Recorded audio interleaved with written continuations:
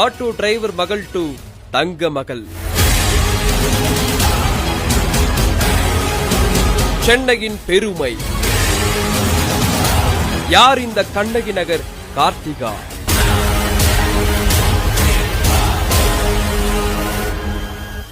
பக்ரைனில் நடைபெற்று வரும் ஆசிய இளைஞர் விளையாட்டுப் போட்டியில் இந்திய மகளிர் கபடி அணி இறுதிப் போட்டியில் ஈரானை 75-21 என்ற புள்ளி கணக்கில் பந்தாடி தங்கம் வென்று சாதனை படைத்திருக்கிறது.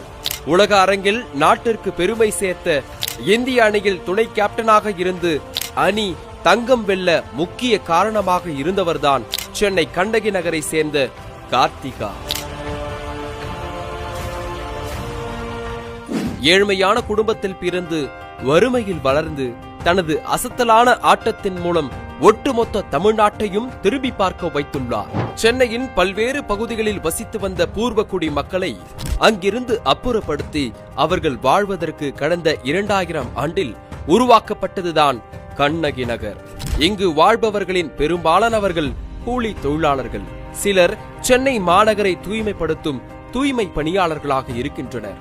இங்கு ஒரு ஏழ்மையான வீட்டில் பிறந்தவர்தான் கார்த்திகா. இவரது தந்தை ரமேஷ் சென்ட்ரிங் வேலை செய்தும் இவரது தாய் சரண்யா தூய்மை பணியாளராக இருந்தவர் தற்பொழுது ஆட்டோ ஓட்டி வருகிறார். வறுமையின் பிடியில் வளர்ந்தாலும் சிறு வயது முதலே ஏதாவது சாதிக்க வேண்டும் என்ற வெறி கார்த்திகா மனதில் இருந்து வந்துள்ளது. ஒரு பக்கம் படிப்பில் கவனம் இருந்தாலும் மறுபக்கம் விளையாட்டின் மீது தீவிர ஆர்வம் கொண்ட கார்த்திகா கண்ணகி நகரில் உள்ள மைதானங்களில் பள்ளி நண்பர்களுடன் கால்பந்து கபடி விளையாடி வந்துள்ளார். தனது 10 வயதில் ஒரு உள்ளூர் கபடி போட்டியில் காலடி எடுத்து வைத்து பள்ளி அளவிலான கபடி போட்டிகளில் பங்கேற்று பல வெற்றிகளை குவித்து வந்திருக்கிறார்.